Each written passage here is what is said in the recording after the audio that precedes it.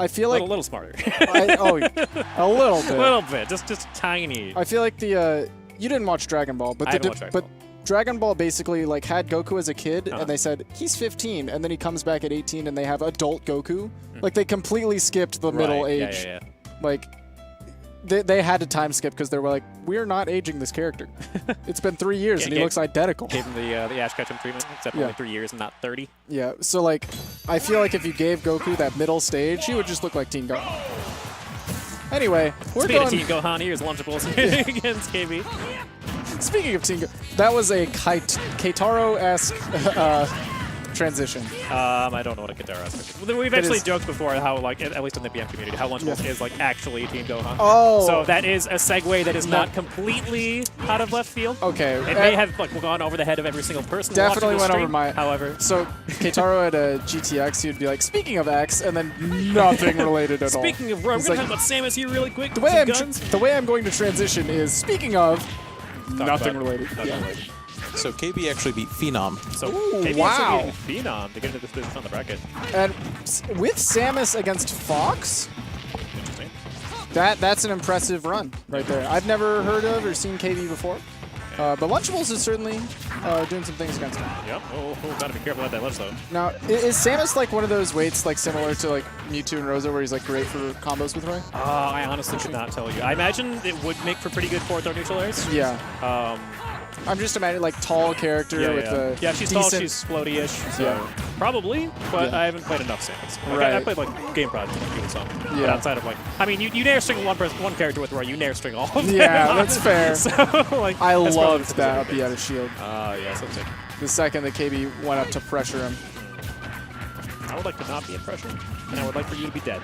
It's really important that Lunchables was able to take that first stock because, as you can attest to, Roy without Rage has a lot of trouble getting that kill. He has problems.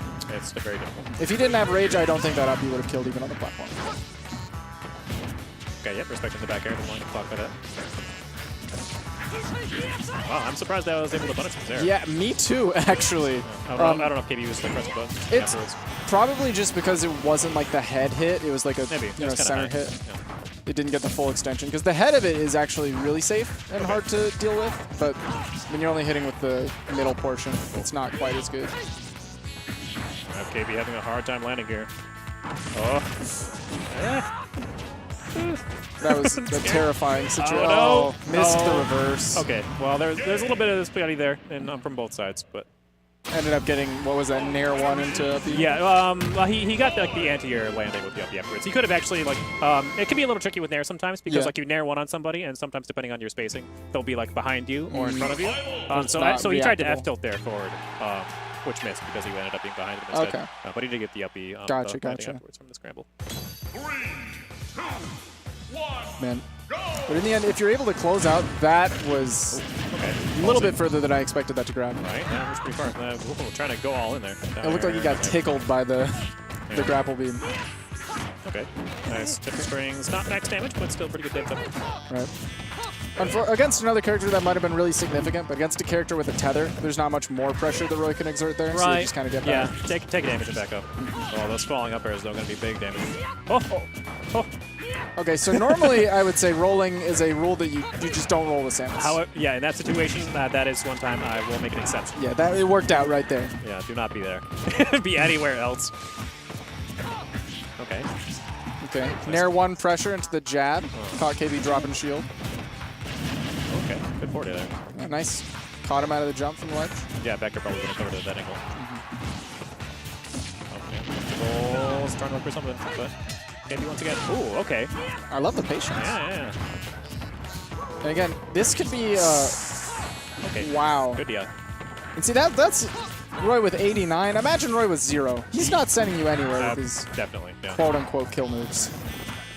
Ooh, okay. That'll do it. Yeah, and see, like that.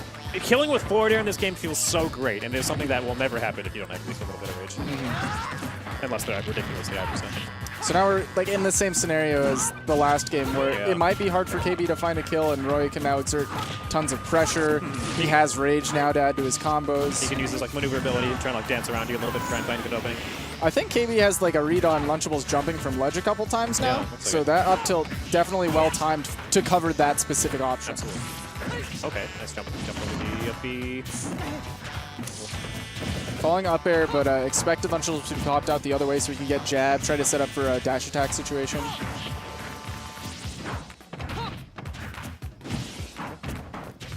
Lunchables just kind of dancing around. It's kind of awkward, I feel, as Samus to like try to hit a character that's doing this sort of thing where like, he's like hopping around in really awkward positions. Samus has like, she has good hitboxes, but they're a little awkward, they're a little slow, they're a little like unwieldy. Right. I think the main problem is Lunchables was at a percent where like he could have zared maybe to cover that space, but it would be unsafe on hit at that range at these percents.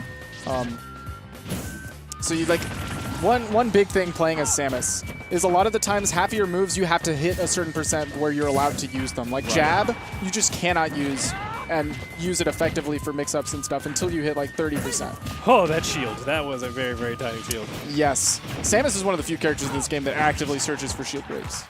She does a ton of damage with charge shot, ton of damage with back air. The smart bombs, they obliterate shields.